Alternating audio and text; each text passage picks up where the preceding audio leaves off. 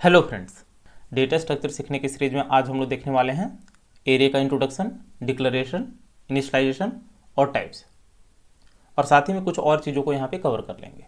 तो ये वीडियो आपके लिए बहुत ही इंपॉर्टेंट होने वाली है क्योंकि यहीं से हमारा एक्चुअल में डेटा स्ट्रक्चर स्टार्ट होता है। तो यहाँ पे सबसे पहले देख लेते हैं एरे का इंट्रोडक्शन, और इसको हम लोग डिटेल में जानेंगे कि एक्चुअल में एरे क्या है। तो यहाँ पे सबसे पहले आते हैं जो हमने पढ़ रखा है, जो भी हमने डिस्कस किया है लास्ट के 6 वीडियोज में, उसी से रिलेटेड है। फर्स्ट पॉइंट है यहाँ पे कि array is a non primitive data structure. मैंने आपको बताया था कि डेटा टाइप बेसिकली दो तरह के होते हैं, प्रिमिटिव एंड नॉन प्रिमिटिव, लेकिन डेटा स्ट्रक्चर के टर्म पे हम लोग बोल देते हैं उसको primitive data structure and non primitive data structure. तो एक्चुअल में जो हम लोग डील करते हैं वो नॉन प्रिमिटिव डेटा स्ट्रक्चर के बारे में ही डील करते हैं। तो एरे भी यहाँ पे हमारा नॉन प्रिमिटिव डेटा स्ट्रक्चर हो जाता है। तो ये हमारा एक पहला पॉइंट हो गया। दूसरा पॉइंट आप बोल सकते हो एब्स्ट्रैक्ट डेटा टाइप, कि एरे जो है वो एब्स्ट्रैक्ट डेटा टाइप है। और एब्स्ट्रैक्ट डेटा टाइप में मैंने आपको क्या बताया था कि it is the combination of data structure and their implementation. तो यहाँ पे एरे को भी आप बोल सकते हो array is an abstract data type, कि array is an abstract data type. तो यहाँ पे आप एरे ना बोल के आप बोल सकते हो एरे एडीटी, मतलब एरे एब्स्ट्रैक्ट डेटा टाइप, क्योंकि यहाँ एरे जो हो गया वो डेटा स्ट्रक्चर का पार्ट हो गया और यहाँ पे आप ऑपरेशंस परफॉर्म कर सकते हो। उसके बाद जो अगला पॉइंट है वह है it comes under linear data structure. एक वीडियो जो बनाया गया था डेटा स्ट्रक्चर के टाइप का, तो वहाँ पे हमने पढ़ा था लीनियर डेटा स्ट्रक्चर, कि यहाँ पे जो डेटा स्टोर होता है वो लीनियर वे में होता है, या फिर आप बोल सकते हो सीक्वेंस वे में होता है। तो इसीलिए यहाँ पे बोल दिया है it comes under linear data structure. इसी पॉइंट को यहाँ पे बताया गया है फिफ्थ वाले पॉइंट पे कि इन array data is stored in sequence या फिर कंटिन्यूअस मैनर। और इससे पहले यहाँ पे यदि देखोगे फोर्थ पॉइंट में ये बोल दिया है it is also known as the static data structure where the size of the memory is fixed. यहाँ पे जो आप साइज देते हो एरे का वो फिक्स होता है, मतलब यदि आप चाहोगे इसको रन टाइम पे इंक्रीज करने का तो वो पॉसिबल नहीं है। इसके और बहुत सारे एडवांटेज एंड डिसएडवांटेज हैं, वो भी हम लोग देखने वाले हैं, लेकिन फिलहाल आप जान लीजिए कि एक स्टैटिक डेटा स्ट्रक्चर है जिसका साइज फिक्स होता है। उसके बाद 6 पॉइंट में यदि आओगे तो यहाँ पे बोला हुआ है array is use to store similar kind of data. यहाँ पे आप एक ही तरह के डेटा को स्टोर करवा सकते हो। फॉर एग्जाम्पल, सपोज आपको स्टोर करवाना है एक स्टूडेंट का मार्क्स, कि सपोज एक स्टूडेंट के 5 सब्जेक्ट्स हैं, तो 5 सब्जेक्ट्स के जो मार्क्स होंगे या तो फ्लोट में होंगे या तो इंट में होंगे। तो आप कोई भी एक डेटा टाइप का हेल्प ले सकते हो कि सपोज आपको फ्लोट में वैल्यू स्टोर करवाने, तो यहाँ पे सारे वैल्यू जो स्टोर होंगे वो फ्लोट में ही होंगे। भले ही आप इंट वैल्यू डालोगे वो फ्लोट में ही कंसिडर होगा। तो यहाँ पे आप एक ही तरह के डेटा को स्टोर करवा सकते हो। आप ये नहीं कर सकते हो कि यहाँ पे इंट भी डाल दिया, फ्लोट भी डाल दिया और स्ट्रिंग भी डाल दिया, तो वो पॉसिबल नहीं है। उसके बाद यहाँ पे एक एरे जो है वो मल्टीपल वेरिएबल्स को प्रेजेंट कर सकता है। फॉर एग्जांपल, सपोज आपको 10 वेरिएबल डिक्लेयर करने हैं, तो अभी तक हम लोग क्या करते थे, 10 वेरिएबल को हमें डिक्लेयर करना है तो हम लोग क्या करेंगे, इंट ए बी सी करके हम लोग 10 तक का वेरिएबल ले लेंगे। लेकिन एरे के केस में ऐसा नहीं है। एरे में आप एक वेरिएबल बना सकते हो सिर्फ, और उसका साइज दे सकते हो। तो सपोज आपने साइज दे दिया 10, तो वो 10 वेरिएबल के बराबर होगा।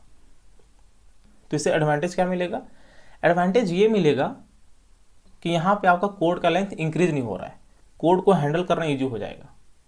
इसी को आप बोल देते हो कोड ऑप्टिमाइज, कि आपको बहुत सारे कोड नहीं लिखने पड़ते हैं।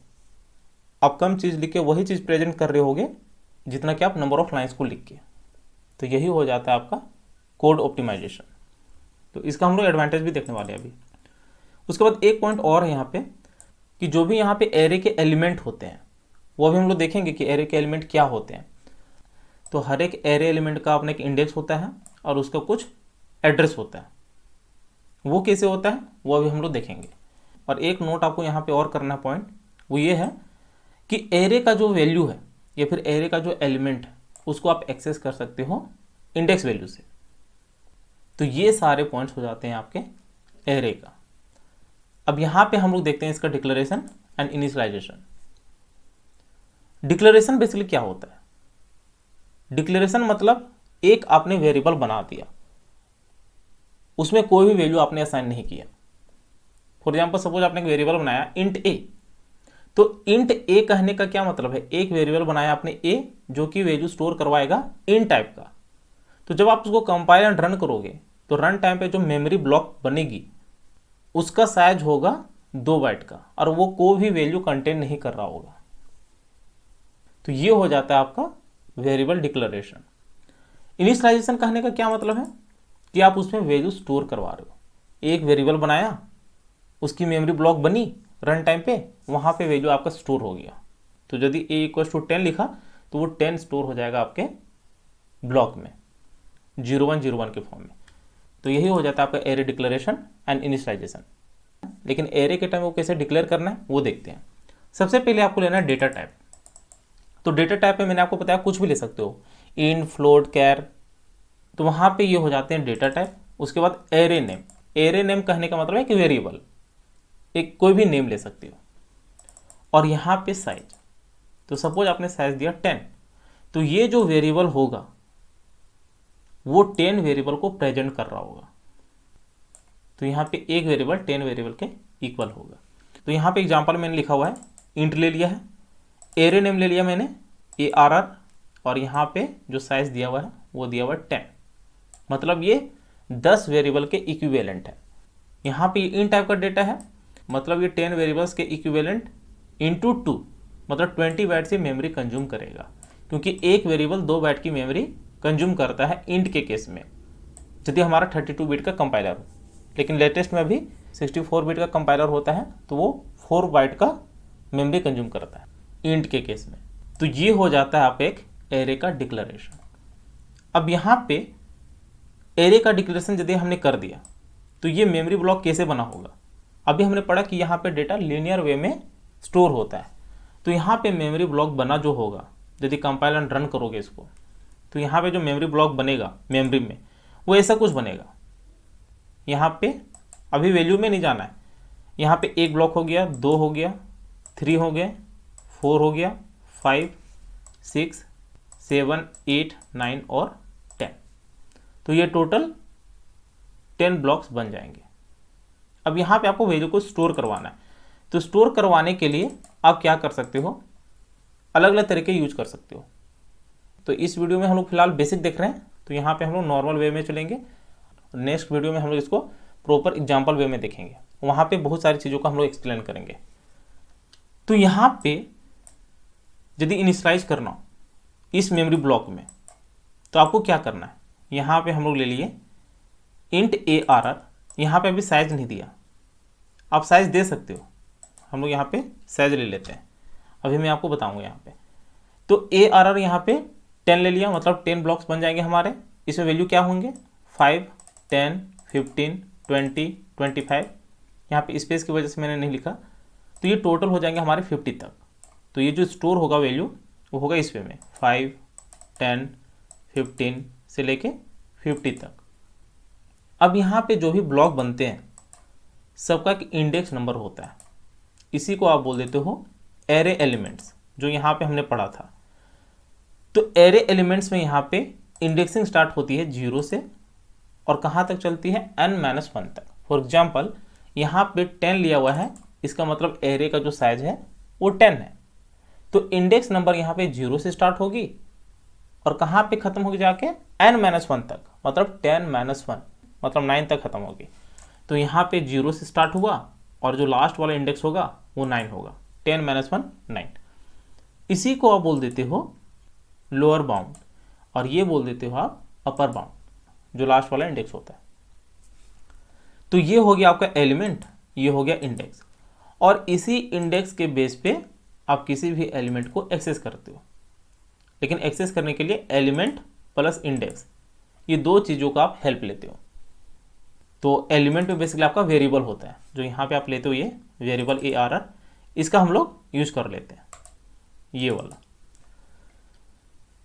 तो यदि यहाँ पे आप दूसरे वे में बोलोगे तो 5 का जो नेम होगा आप बोल सकते हो ARR और यहाँ पे 0। तो ARR और यहाँ पे 0 कहने का मतलब है 0 वाले इंडेक्स में ये वाली वैल्यू स्टोर है। तो इसका नाम हो जाएगा ARR0, ये हो जाएगा ARR1, ये हो जाएगा ARR2, ये हो जाएगा ARR3, उसी तरह ये हो जाएगा ARR9। मतलब वेरिएबल नेम और इंडेक्स के साथ इसका नेमिंग होता है। तो ये हो गया आपका एलिमेंट एंड इंडेक्स। एक और होता है यहाँ पे एड्रेस। एड्रेस बहुत ही इंपॉर्टेंट रोल प्ले करता है। यदि लास्ट वीडियो आपने देखा होगा तो वहाँ पे मैंने आपको बताया था static and dynamic memory allocation. तो वहाँ पे स्टैक के थ्रू हम लोग जा रहे थे हीप में, कि स्टैक में एक पॉइंटर वेरिएबल पॉइंट कर रहा होता है हीप वाले मेमोरी एड्रेस को।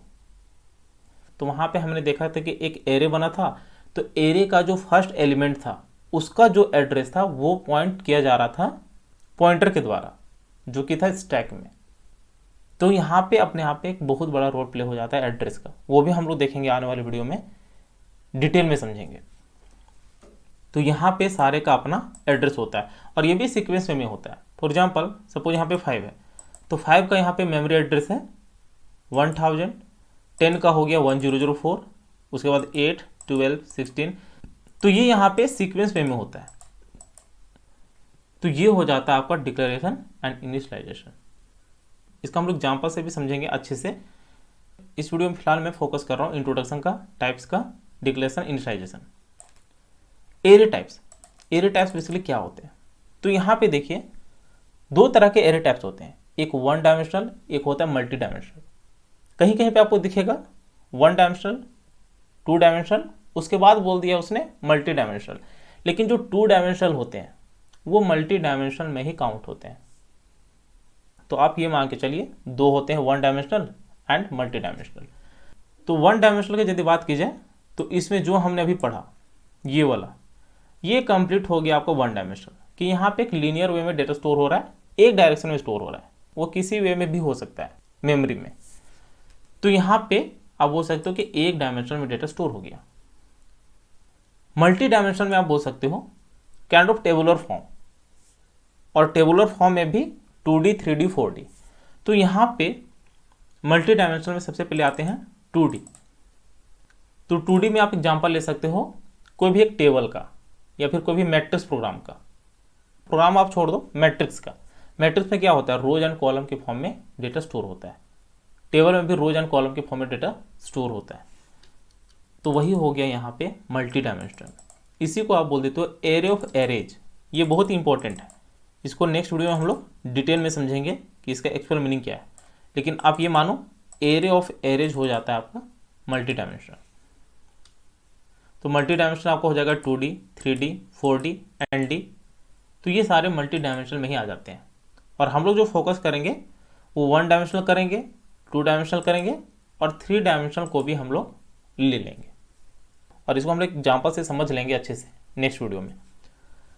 तो यदि इसकी डिक्लेरेशन की बात की जाए तो यहाँ पे 1 डायमेंशनल आप बोल सकते हो इंट ARR। यहाँ पे हमने ले लिया 5, मतलब ये 5 वेरिएबल को प्रेजेंट कर रहा है, 5 मेमोरी ब्लॉक ये बनाएगा। 2 डायमेंशनल में क्या हो जाता है, एक ब्लॉक और ऐड कर दो। तो यहाँ पे हमने ऐड कर दिया एक दूसरा ब्लॉक, इसका भी साइज ले लिया 5। तो यहाँ पे आप क्या बोलोगे, 5 रोज एंड 5 कॉलम। अब देखिए यहाँ पे आप बोल सकते हो 5 के केस में, क्योंकि यहाँ पे सिंगल है तो यहाँ पे एक रो में सारा डेटा स्टोर हो रहा है ये वाला। यहाँ पे आप क्या बोलोगे, फर्स्ट वाला जो ब्लॉक है इसको आप रो बोल दो, सेकेंड वाला जो ब्लॉक है इसको आप कॉलम बोल दो। तो 5 रोज और ये हो गया 5 कॉलम। ठीक है, यदि आपको बेसिक से समझना है तो इसको आप 2-2 कर दो, 2 रोज एंड 2 कॉलम। तो उसके केस में क्या होगा, ये दे सकते हो 1 रो 2 रो। ये वैल्यू हमने खुद से लिया हुआ है, लेकिन यहाँ पे 2 रो हो गए। रो किसको बोलते हैं, हॉरिजॉन्टल लाइन को। यहाँ पे आप देख सकते हो जो हॉरिजॉन्टल लाइन होते हैं ये आप बोल सकते हो रोज, और जो वर्टिकल लाइन्स होते हैं ये बोल सकते हो आप कॉलम। तो यहाँ पे 2 रोज 2 कॉलम। यदि यहाँ पे आप बोलते ये वाला, इसको बोलते 2, इसको बोलते 3, मतलब 2 रोज 3 कॉलम। तो यहाँ पे 2 रोज और ये 3 कॉलम। वर्टिकल लाइन कॉलम हो जाएगा, हॉरिजॉन्टल लाइन रोज हो जाएगा। अब यहाँ पे 3:3 रहता तो 3 रोज यहाँ पे आप देख सकते हो और 3 कॉलम। उसी तरह 5:5 रहता तो देख सकते हो यहाँ पे 5 रोज और ये 5 कॉलम। ठीक है, तो जितने भी यहाँ पे एलिमेंट बनेंगे सबका एक इंडेक्स नंबर होगा। तो यहाँ पे आप देख सकते हो इंडेक्स नंबर 0 से स्टार्ट होती है, तो यहाँ पे 0 हो गया, 1 हो गया, 2 हो गया, ये सारे रो के लिए हो गए, कॉलम के लिए भी यहाँ पे ले लिया 0 1 2 फिर 3 4। अब सपोज यहाँ पे 1 जो डेटा है ये वाला, इसका इंडेक्स नंबर फाइंड आउट करने हैं, तो पहले रोज वाला देखो, उसके बाद कॉलम वाला। एग्जाम्पल हम लोग नेक्स्ट वीडियो में देखेंगे। तो एक यहाँ पे हो गया रोज वाला जो कि 0 है, और ये हो गया कॉलम वाला, तो 0 रो 0 कॉलम। तो इसका जो इंडेक्स होगा वो हो जाएगा आपका 0:0।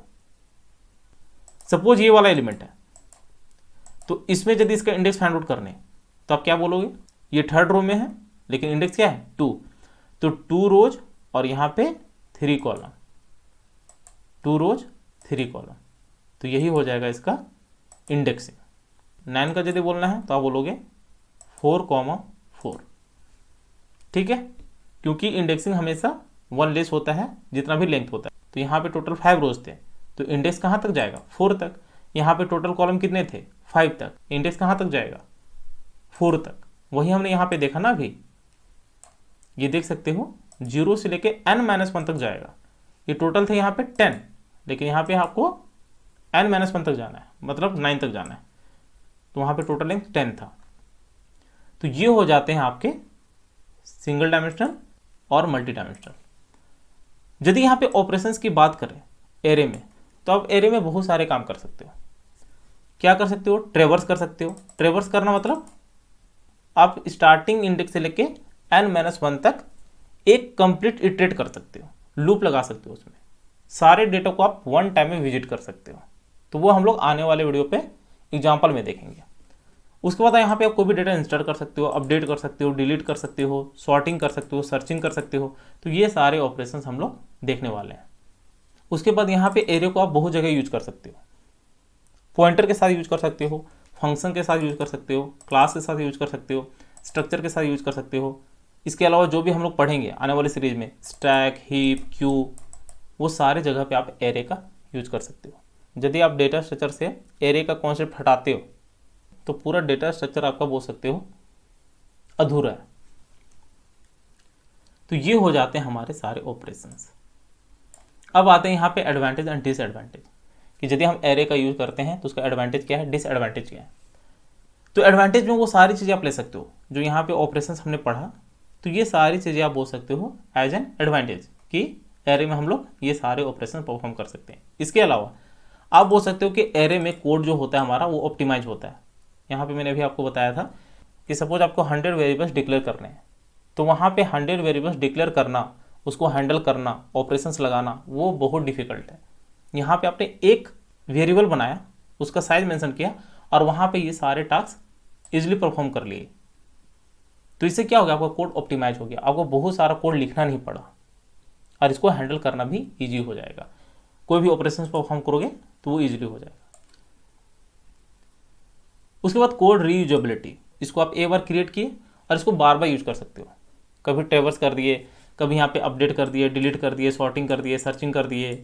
यदि इसको फंक्शन के साथ यूज कर रहे हो तो उसे भी बार बार यूज कर सकते हो। तो ये सारे हो जाते हैं आपके कोड रीयूजेबिलिटी। कोड रीयूजेबिलिटी से आपको बार बार चीज़ें लिखनी नहीं पड़ती है, तो ये एडवांटेज हो जाता है।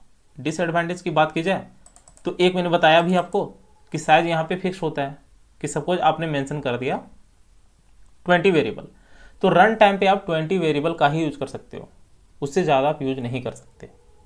तो ये एक हो जाता है इसका डिसएडवांटेज। अगला है लॉस ऑफ मेमोरी। इसका क्या मतलब है, इसका ये मतलब है कि सपोज आपने वेरिएबल डिक्लेयर कर दिया 100, मतलब 100 साइज दे दिया आपने एक एरे में, और रन टाइम पे आपने क्या किया, सिर्फ 2 वेरिएबल को यूज किया। तो 100 × 2, यदि एक वेरिएबल की 2 बाइट मेमोरी कंज्यूम होती तो 100 × 2 200 मेमोरी बाइट वहां पे कंज्यूम हो रहा होगा, जिसमें से हमारा एक्चुअल में जो यूज हो रहा होगा वो 2 यूज हो रहा होगा हमारे लिए। वेस्टेज कितना गया आपका 196। इसको फिर से समझते हैं, मैंने क्या बोला, 100 यहाँ पे साइज है इंटू 2, क्योंकि एक वेरिएबल को हम लोग कंसिडर कर रहे हैं 2 बाइट की मेमोरी, तो 100 वेरिएबल इंटू 2 200 बाइट, और यहाँ पे हम लोग क्या कर रहे हैं, सिर्फ 2 वेरिएबल को ही यूज कर रहे हैं। तो 100 इंटू 200 हो गया था, 2 वेरिएबल को यूज किया मतलब 4 बाइट, तो 196 बाइट की मेमोरी आपकी व्यर्थ में चली गई। तो यही हो जाता है आपका लॉस ऑफ मेमोरी। अगला यहाँ पे it stores only similar types values. यहाँ पे मैंने आपको बताया था कि एक ही तरह के डेटा को स्टोर करवा सकता है। यहाँ पे यदि आप चाहोगे कि इंट वैल्यू भी स्टोर हो जाए, फ्लोट भी हो जाए, स्ट्रिंग भी हो जाए, तो वो यहाँ पे पॉसिबल नहीं है। और साथ ही में यहाँ पे इंसर्ट एंड डिलीट करना हल्का डिफिकल्ट हो जाता है। क्यों? क्योंकि यहाँ पे सारे डेटा सीक्वेंस में स्टोर हुए रहते हैं। अब वहाँ पे किसी को हटाना, किसी को एडजस्ट करना, तो वो अपने आप यहाँ पे चैलेंज टास्क होता है। तो यही हो जाते हैं आपके एडवांटेज एंड डिसएडवांटेज। तो ये हमारा फिलहाल एक इंट्रोडक्टरी पार्ट था। आने वाले वीडियो में हम लोग इसको डिटेल में एग्जाम्पल से समझेंगे। तो उम्मीद है ये वीडियो आपको जरूर अच्छी लगी होगी। यदि अच्छी लगी होगी तो चैनल को शेयर और सब्सक्राइब जरूर करें। साथ ही बेल आइकन को भी प्रेस कर लेना, ताकि जैसे मैंने वीडियो अपलोड करूँ उसकी नोटिफिकेशन आपको तुरंत मिल जाए। Thank you, happy learning.